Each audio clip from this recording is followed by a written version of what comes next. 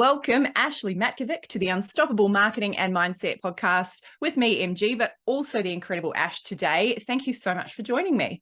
Thank you for having me. Excited to be here. Yay. First of all, I'd love for you to just share with everyone listening, who is Ashley Matkovic and what does she do?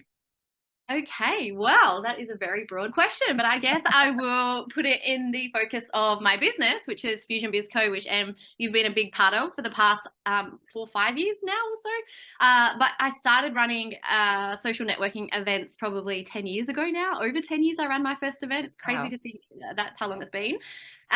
But yeah, so I run now a business networking event. It's the biggest in WA. We have almost 500 members, which is really cool. And over the time, I've tested different containers and had different ways that people could get involved in terms of masterminds and the base membership, which is called the Fusion Fam. And now we have the Fusion VIP membership as well. So it's kind of like a tiered, so you kind of like meet us where you're at in terms of your networking journey. And it's all about genuine, authentic networking and connecting over trying to make a quick sale, because, the sales come anyway from, growing that know, like, and trust factor. But yeah, it's all about the genuine friendship. I love about Fusion.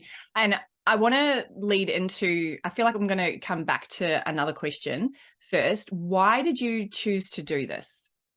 Why did you choose to go down this path? Have you heard the story before? I know the story, but everyone listening won't have heard it.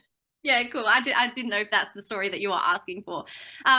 Well, I never really knew either. It was very much like a soul, like, what's the word? Intuition-driven business. I just kept putting on these events, and I was like, I would go to these events and I'll be like, why am I doing this? I'm an introvert by nature.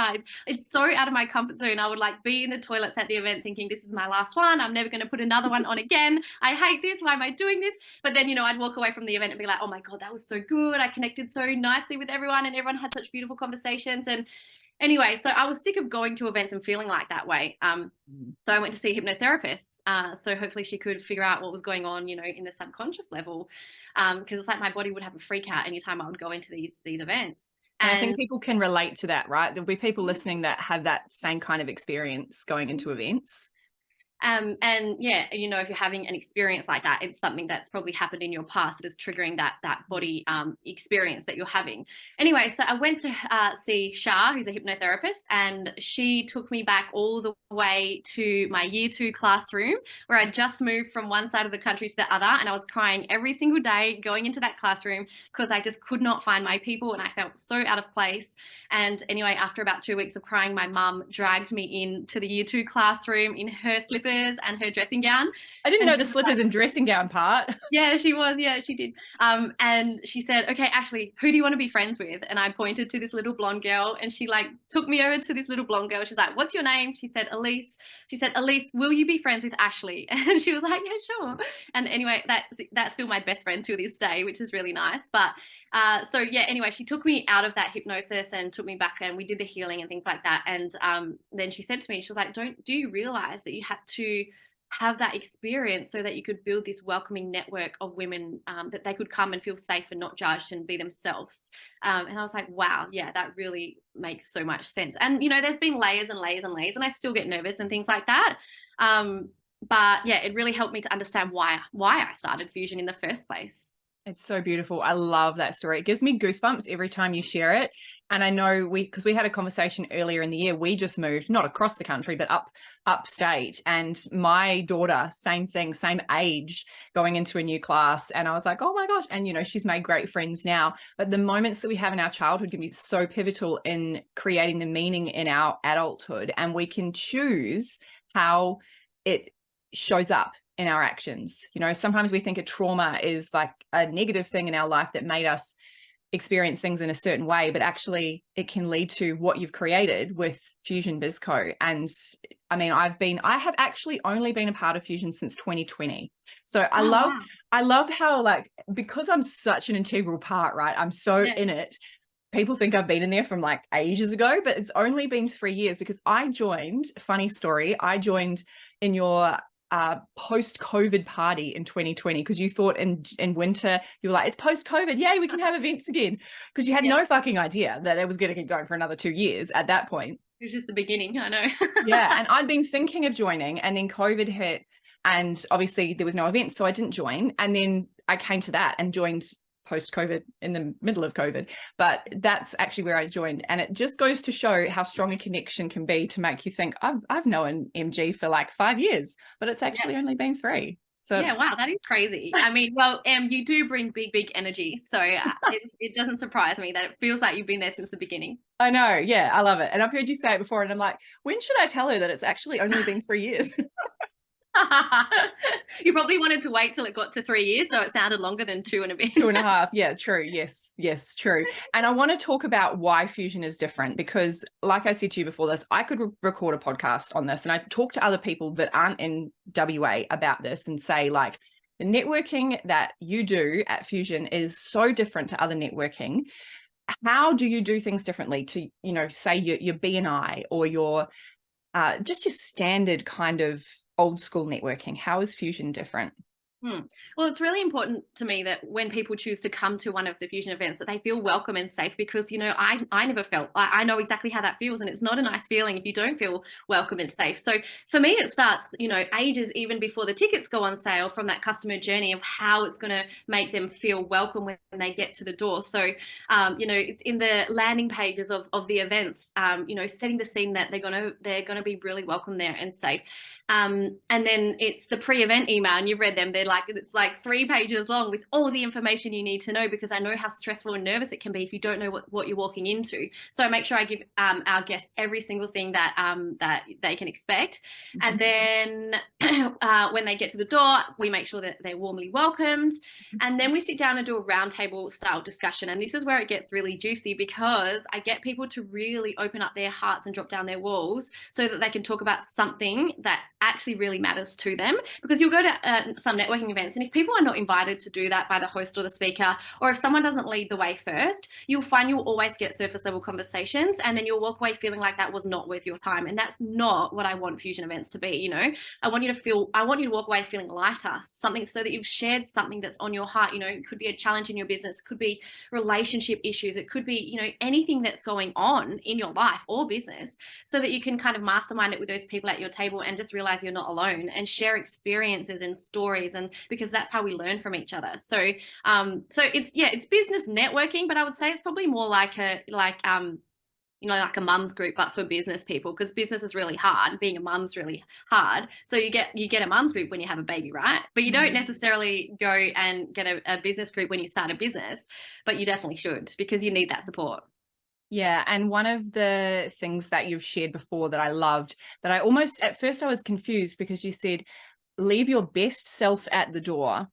And then I was like, what? Why would I leave my best self at the door? And then you said, and bring your real self to the table. And I'm like, oh, I get it. Like, we don't have to put on the front. We can just be our actual real self in this space. So those words really resonated with me when you shared them. And I know that's for like the VIP level, which, we've now got the 2 tiers, which is awesome. So people can get the support that they need. And in some smaller, more intimate groups as well. There's another part that I think is really important that you do, is the after event email. So you send an email after an event to kind of recap and share, so you've thought of everything before they've even purchased a ticket to come, then right before they come. And I think that's one of the most important parts that is not done with other networking, is that you get to see who's coming. So you can go and have a little stalk and be like, okay, so I know I can recognize faces if I'm coming by myself. Like basically minute by minute what the lay of the land is going to be. So you can start to picture it, because for those of us that, experience anxiety, being able to future pace and go, okay, I know what I'm going to be doing, makes such a big difference, and just eases that feeling of anxiety before you come to some kind of networking event. So these are incredible things that you've done. No one else seems to be doing them. How on earth did you come up with this? Yeah. All right. I want to give credit where credit is due. So there's this amazing book called The Art of Gathering. It's on my bookshelf.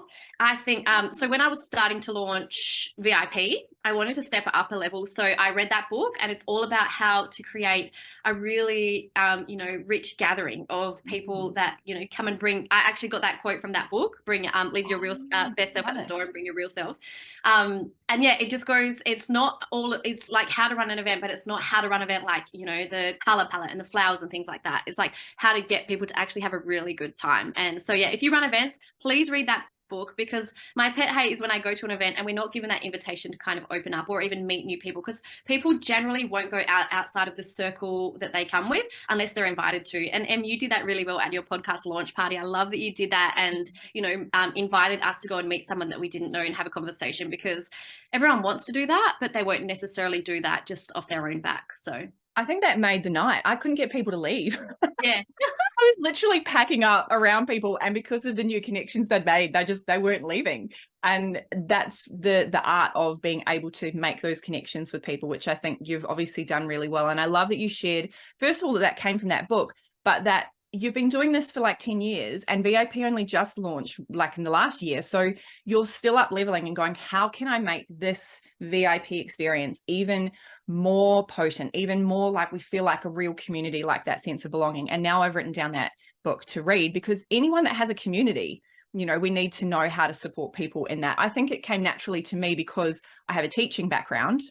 And in teaching, you're constantly trying to get kids to interact with each other, and they don't unless, you know, once it gets to a certain age anyway. I was in upper primary and they've already got their little cliques of kids, you know, so it's like, no, you guys don't work well together. How do I make you go and work with someone else? And it's the same with adults. We need the same bloody instructions. Otherwise we just don't do it because we get in our own damn way. So yeah. I love that you do that. And anytime I see that in an event, I'm like, that's the kind of event I want to go to, because I know I'm going to meet someone new. And that's the whole damn point. Yeah, you do love networking. You are a natural extrovert. Yes, I am. No one can deny that. What are your top tips for making the most out of a networking situation? I would say go with a goal. So do you have a goal of meeting, you know, X number of people? Do you want to get a new accountant? Do you want to have epic conversations? You know, like I would say go with a goal. So then you know if that's the right group for you, or you'll know like, you know, was that worth it and should I keep going back? I would say always make sure you follow up with the people that you feel like you clicked with. And it doesn't even have to be someone that you feel like would help your business. It could be someone that you feel like energetically connected to, and you know, good things will blossom from that. And don't you know, push down your intuition. If you're not really feeling it with someone, that's fine too. If you're feeling really nervous, I would say contact the host and ask them if you can help out in any way, because it's always so much easier to have a task when you're there to kind of ease you in. To have epic conversations, I would say ask deeper questions, open-ended questions. I recently did a post on the Fusion Facebook, the Fusion Instagram page, where you can have a look at some questions that you can ask at networking events that allow deeper conversations to unfold. And I love cutting through the small talk and getting to those good, juicy conversations. So before any event I'll go to, I'll think about, okay, what's something that I would love to talk about now, and how can I get people to open up and talk about that topic? So what kind of questions can I have in my back pocket that if I feel like a conversation is stagnating or like I'm feeling a bit bored, I'll kind of drive the conversation to something that is like more exciting and a bit deeper and tells me like what's really going on in their world, you know? So does that like... Oh, that's heaps. I mean, even just I think the one that I love the most that you shared was about the follow-up. Because it's really easy to walk away from networking and be like, yep, done that, tick the box of networking, and then move on to the next thing that you're doing in your business. But following up starts to build the relationship. And it's the relationships that you build that allow you to connect with more people, that allow you to build your business and feel really supported while you do it. So I think the follow-up's important. Yeah. And I think it goes without saying, always try and help as much, like give as much as you get or more than you get, because it will come back to you tenfold. If you can see someone you can help with an idea or a resource, a contact or an experience or whatever, then I would say definitely go ahead and help them out, because it will come back to you. Yes.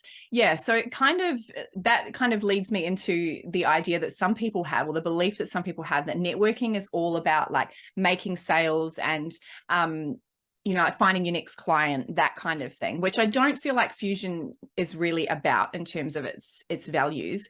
What if you're going to an event that is like that, you know, because there's some that are a bit more geared towards that. How do you have a conversation with someone who thinks networking is about just selling to you? Right. Yeah. Have you experienced that before at a Fusion event? Just wondering. No, I haven't. Cool. Because you set the scene and the expectation really well. Yeah. But not everyone's going to be able to get to Fusion events. If you are in WA, obviously you need to come. But if you're not, and you're going to another event and you're like, but it's all about finding the next client and making the next sale. Yeah. Yeah. And that's why I started Fusion initially. That's why I pivoted into business networking, is because I was going to all these events with, these middle-aged men. And I hate saying that, but like, it was like, that's how they networked back then, is they throw their business cards around and they're just literally there to say how much they earned and try to get you as a client. Like, and so I was like, this is not what I wanted. So that's why, that's kind of why I pivoted into doing business networking events.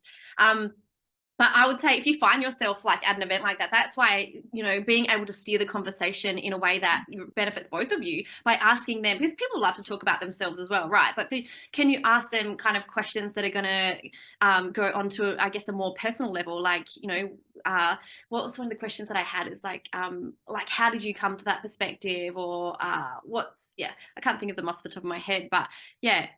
I have not been in that situation for so long that I feel like I'm being at an icky networking event that I just can't even imagine it or think about. And you have the choice then to walk away and go, okay, this is clearly not for me. And maybe I need to go and find another group of people to connect with. Yeah. And it's okay to walk away too. If they're not your people and you find yourself at an event like that, just walk away and come and Google Fusion Biz Co. I love it. Just need to now take it nationwide. Yes. So I have so many people that message me when I go to Fusion events from over East, like, why don't we have anything like that over here? It's like, well, you just need to move to Perth, because Perth has got some incredible women in business, right? Yes. Like, it blows my mind. Yeah, and I hear that it's not like that over East as well. So it's interesting. I don't know, like, would Fusion take off over there if people aren't of that value system just yet? I don't know. It's hard to know, isn't it? Like you don't know for sure, but I know my feeling is that Perth has become like this because we're the most isolated city in the world, literally. It's kind of got to the point where we have to have something. Like, we've got to build it because people don't necessarily come here to offer, the things that we need. So we've got to create it. So we've just become those creators because we have to, otherwise it wouldn't be here. Exactly. Yeah. Yes. Yeah. So what is next for Fusion and for yourself? What's coming up? Well, so I launched the VIP membership for Fusion in January. And before that, a couple of years ago, I made a big change to the business model. And I feel like that was like last year was a big testing ground for me in testing different containers, testing different event formats, seeing what I like, seeing what other people like and what works and what doesn't. And so that was the launch of the VIP off the back of that. And I'm really, really happy now where the business is at. And I haven't felt this way in a long time. So now I started advertising the business again. I hadn't really advertised Fusion for a year or two because I was still trying to get that business model right. So now I've started advertising again, and my love for meta ads has come back in. And now I'm stepping back into doing some consulting in Facebook and Instagram ads, because that's how I originally grew Fusion initially. And I love it. Like it lights me up. I get to, it's the most powerful advertising platform because you can spend a small amount and you can see exactly how many clients and leads that's bringing you in without having to spend much. So I think all small business owners should be harnessing this tool. And so that's why I'm stepping into the consulting arena again under my personal brand, which is really exciting. I only announced that yesterday and already have 9 consults booked in. So obviously it's really needed. And I know it is because, I'm talking to business owners day in and day out in our Fusion events, in the mastermind sessions that we do. And then people just need to get their business out there. And this is an incredible way to do that. So I'm feeling really excited for what the rest of this year is going to hold. I'm happy with where Fusion's at finally. I'm happy with where my personal brand is going. I feel confident in my skills and myself. And yeah, that's kind of what's next. That's amazing. And I was saying to you before we hit record, it's testament to the networking that you've been able to get 9 consults booked in 24 hours, right? Because you literally just made this announcement less than 24 hours ago. Because I saw your story talking earlier in the day going, I'm going to share later. And then I kept going back to check, has she shared it yet? Has she shared it yet? And then eventually it came up and nine consults, that is testament to the community that you've built through networking and the way that you do it to build relationships where people trust you to just instantly be like, I haven't seen the results that Ash gets from meta ads yet, apart from the result of this fucking huge community, right? Like you're starting this off the back of something that's incredible that you've built. And so it's just going to be this beautiful ripple effect. And I'm super excited for you and all the people that you work with in the process too. Thank you. And I also got that little teaser idea from you, Em, because you've obviously been teasing your movement. I'm like, well, I can't just come out and bam, announce something. I'm going to tease it too. So then I put up a little tease on my story saying the change was coming. And yeah, people love that stuff. But I think you are the pro at it, Em, because you have I'm the people ultimate teaser. Yeah. So yeah, I did that. But yeah, no, yeah, thank you. That's really nice. I'm really, grateful for the community that I have around me of, that I can launch something like this and people instantly trust me. I don't take that for granted one bit. Yeah, but also don't forget that you created that, like that's because of the effort you've put in, and there will have been ups and downs, in your business journey. A question I like to ask when I remember, and I forgot with Brooke the other day too, and I asked this at my podcast launch, what makes you feel unstoppable? Oh yes, that's right. I remember this question. What makes me doesn't have to be the same as what you said then. I mean, we can put a business spin. We can go, let's go with, when is a time that you felt unstoppable in business, and why? Might be right now. I'm going to go back to the time when I faced one of my biggest events to date. I invited Lorna Jane over to WA to speak for the Fusion community back in 2017, I think it was 2017. And like that was the biggest outlay I've ever had to spend on an event, for the speaker, the travel, the venue, everything. It like all up was probably about 30-40 grand event that cost. And so I had to make sure that I sold sponsors and tickets and things like that. And I just had a baby as well. So I was like, the anxiety levels were really high. And I was like, I don't know if I can do this. If I don't do this, I'm literally going to go bankrupt. And it was so scary. But I interviewed her on stage. We got 200 people at the event, and that was what I was aiming for. I don't know how I did it, but I hustled my little butt off. And then I went home and I burst into tears crying because of that, all that pressure and release. And I was like, I did it. I fucking did it. And I was like, if I can do that, and I just had a baby, and we just came out on top as well for the event. So, or did we come out on top? Maybe broke even. But the credibility that afforded me was massive. So that really made me feel unstoppable. Yeah, amazing. And that's such a brilliant story, especially as a new mum, when you've got so much going on. Isn't it funny how we like give ourselves these crazy ideas to work on when we've just had a baby? Well, actually, I'd been on Lorna's PR team for like a year and a half, and she kept saying no. And they were like, just keep us updated with what you're doing. I kept emailing them every month, like, look, this is how many members we have now, blah, blah, blah. And then finally they came back and said she'll come on in August. And I was like, okay, I'll have a 3-month-old by then, or 4-month-old or something. And I was like, this is not going to be great timing, but I can't say no now because she's finally said yes. So isn't that amazing? So follow up even after the no's, like keep going, be consistent, because you never know what opportunity might come out of it. Yes, because I wasn't in Fusion back then, but I remember seeing the photos and thinking, oh my God, she's got Lorna Jane. So yeah, the credibility from that and pulling it off and breaking even, like that's incredible. Yes, thanks. Yeah, amazing. Do you remember what you shared at the podcast? I've probably got it on video if you shared it on video at the podcast launch party about what makes you feel unstoppable. I didn't share it on video, I don't think, but I think I can't remember what I said now, but I think it would have been something like I can't even remember what I said.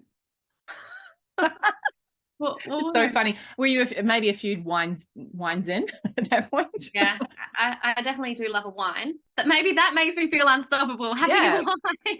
There was some really interesting responses, actually. There was like people that said a good orgasm makes them feel unstoppable. And fun stuff like that. I can't really follow anything up after that. That was just the best example that I had. And I was like, can you please put that on camera? That's really good. That's why I reckon mine was pretty boring. I reckon I would have used, like, I don't know, when I'm feeding my mind all the good things and when I'm feeding my body, I reckon I would have just said something like that. But that's the thing, is it's the most basic things sometimes that make us feel unstoppable, right? Yeah. Like, and sometimes that's a good thing, because if it was too complicated, we wouldn't do it. Yeah.